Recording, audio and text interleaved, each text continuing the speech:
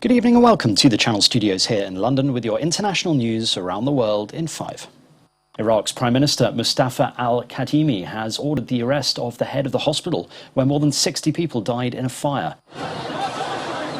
The cause of the fire at the hospital in the southern city of Nasiriyah is unclear, but reports said it began after an oxygen tank exploded. Health Ministry officials said that search operations at the hospital were continuing. More than 100 people have also been injured in the incident.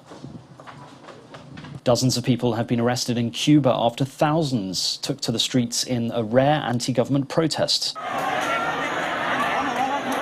The demonstrations come as Cuba is experiencing its toughest phase yet of the coronavirus crisis, and the same day it reported a new daily record of infections and deaths.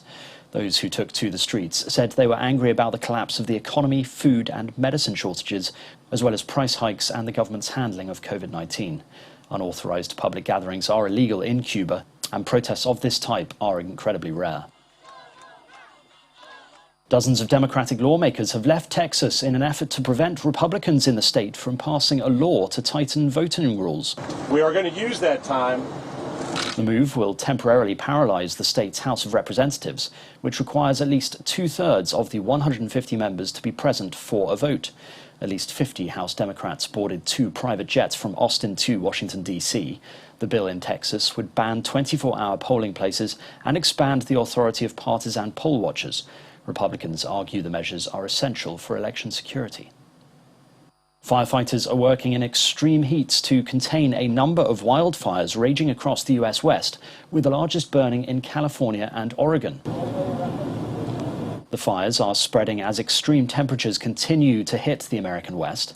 The Beckworth complex, which is the largest wildfire of the year in California, has been raging along the Nevada state line and has burned about 140 square miles. Evacuation orders are in effect for more than 3,000 residents of remote areas of California and Nevada. Venezuelan prosecutors have charged a prominent opposition politician with terrorism and treason after the intelligence services arrested him. The Attorney General said that Freddy Guevara was detained by members of the Bolivian National Intelligence Service due to his links with extremist and paramilitary groups associated with the Colombian government. Guevara is a close ally of opposition leader Juan Guaido, who is recognized as the South American country's legitimate president by the United States and other Western powers.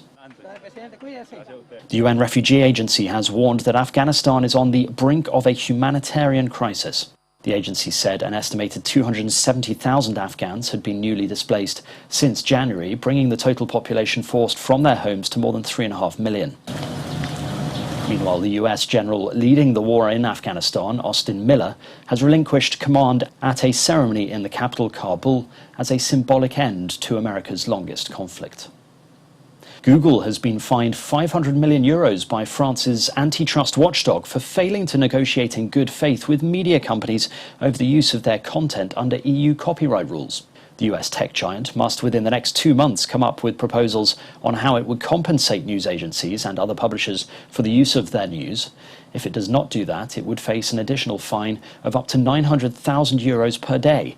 The fine is the second biggest antitrust penalty in France for a single company.